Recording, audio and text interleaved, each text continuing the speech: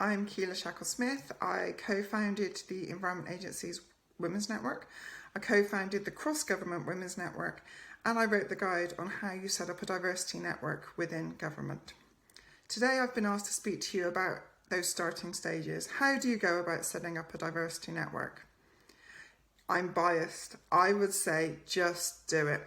If you see a need, if there is a need for a network to be set up, do it. Set one up.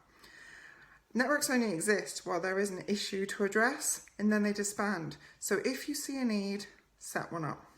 There are three things though that I would suggest if you are going to set a network up.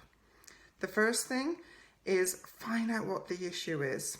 Ask the members, ask people, what are the barriers for you in the workplace? It's as simple as asking a survey. I would even suggest that you run the same survey year on year, because the barriers for people change year on year. So ask people, what are the barriers in the workplace for them? Then I would build an action plan.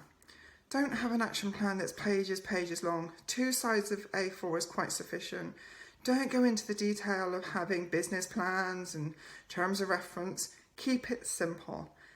What are you trying to achieve? How are you going to do it? Only have 3 actions. Something that's short term. Only something that you can deliver within a few weeks' time of the network starting up. So something like a mentoring program is something that you can get off the ground pretty quickly. The second is a medium-term goal, and the third is a long-term goal. In how you actually get about doing those actions, set up task and finish groups. If somebody joins a network on the committee, it's not a job for life. Set up task and finish groups so that once the action is delivered, like the mentoring program, that group then disbands, and it keeps that energy going. It's very exciting in the first year of a network because everything's new. It's quite hard to keep momentum year on year. So have an action plan that's a year and only have 3 action plans that you deliver, and then you move on to the next year. The second thing I would say is communicate. So many networks get bogged down in doing events, which actually aren't that inclusive because it's actually just for that office. So think about communications such as blogs and articles, but think about reaching out to as many people as possible.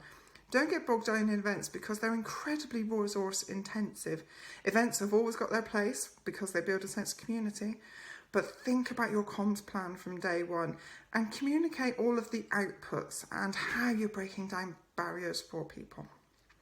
And the third thing is valuing volunteers. Volunteers are essential for networks. Networks are built by volunteers. So think about what you're doing to value them. Is it something about raising their profile?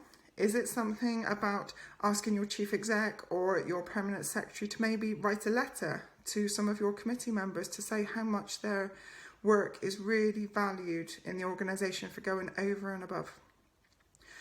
Or think of other things, like I've nominated people for the Royal Garden Party in the past as well. So really value the volunteers that come forward to support your network. So if you're thinking about setting up a network because there is an issue to address, just do it. But think of those 3 things. Think about asking your members what the issues are. Communicate, and really value your volunteers.